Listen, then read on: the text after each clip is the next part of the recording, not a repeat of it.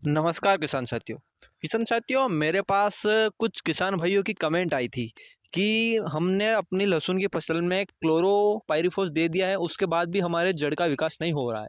तो दोस्तों, मैं आपको एक बात स्पष्ट कर देता हूं कि आपकी लहसुन की फसल में जो मेन मुद्दा है वो कीड़ों का नहीं है।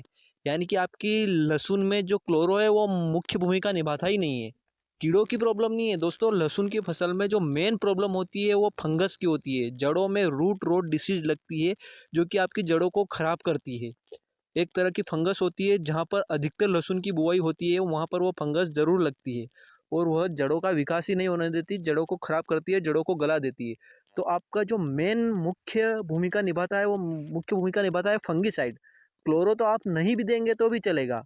क्लोरो तो मैं इसलिए बताता हूँ कि बहुत सारे किसान भाई बोलते हैं कि हमारे खेत में कीड़ों की समस्या दिख रही है। तो कीड़े तो लगने ही है, जब आपकी पौधे की ग्रोथ नहीं हो पा रही है तो पौधा खराब होगा। और कीड़े किस चीज़ में लगते हैं? जो चीज़ खराब होती है उसी में कीड़े लगते हैं।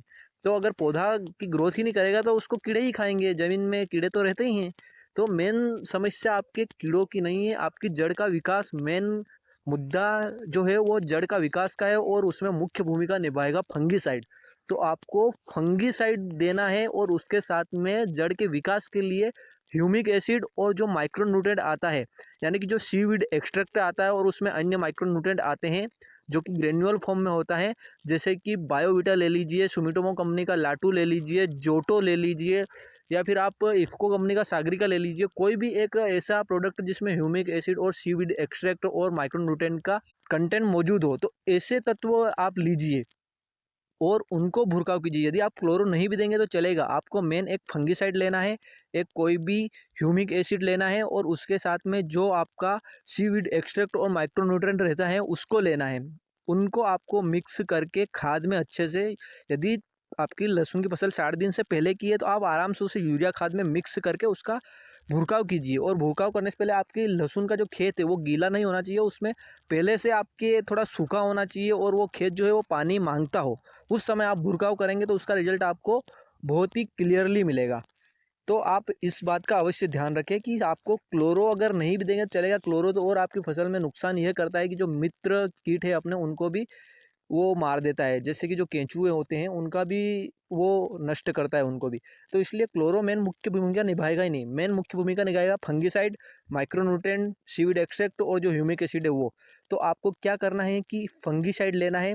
देखो, मैं बताता हूँ कि मैंने अपनी फसल में क्या दिया था और मेरी फसल की ग्रोथ भी अच्छी है लहसुन की। मैंने अपनी फसल में थायोफेनेट मेथाइल 70% WP में जो फंगीसाइड आता है उसको दिया था।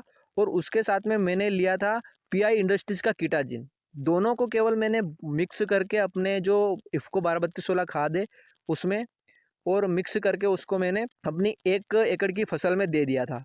उस 1 एकड़ की फसल में मैंने उसको सिर्फ दे दिया था और उसके बाद मैंने जब वापस से दूसरी सिंचाई की थी, चौथी, उसमें मैंने फिर जो माइक्रोन्यूट्रेंट आते हैं और सीवीड एक्सट्रैक्ट आते हैं और ह्यूमिक एसिड आता है उनको मैंने मिक्स करके फिर यूरिया खाद में दिया था।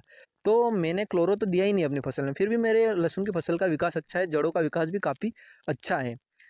तो आपको मैं यही बताना चाहता हूँ कि क्लोरो मुख्य भूमिका नहीं निभाता है, मुख्य भूमिका निभाएगा फंगीसाइड। आप भले कार्बेंडाजिम मेन्कोजेब जो फंगीसाइड आता है उसको ले लीजिए और उसके साथ में आप जो ह्यूमिक एसिड आता है उसको, और सीवीड एक्सट्रैक्ट और माइक्रोन्यूट्रेंट किसी भी कंपनी का आप अच्छा जो ग्रेन्युअल फॉर्म में आता है उसको ले लीजिए। तो आपका काम हो जाएगा।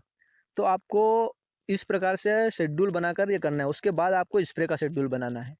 तो दोस्तों, मैंने 1 एकड़ के खेत में ऐसे ही मैंने थायोफेनेट मेटाइल और PI इंडस्ट्री का कीटाजिन दिया था। और दूसरी जगह जो मैंने लहसुन लगाई थी और दूसरे खेत में, तो उसमें मैंने क्या किया था कि उसमें मैंने जो कार्बेंडाजिम मेन्कोजेब आता है उसको और क्लोरोपाइरीफॉस को मिक्स करके कात्यायनी कंपनी का उसको दिया था।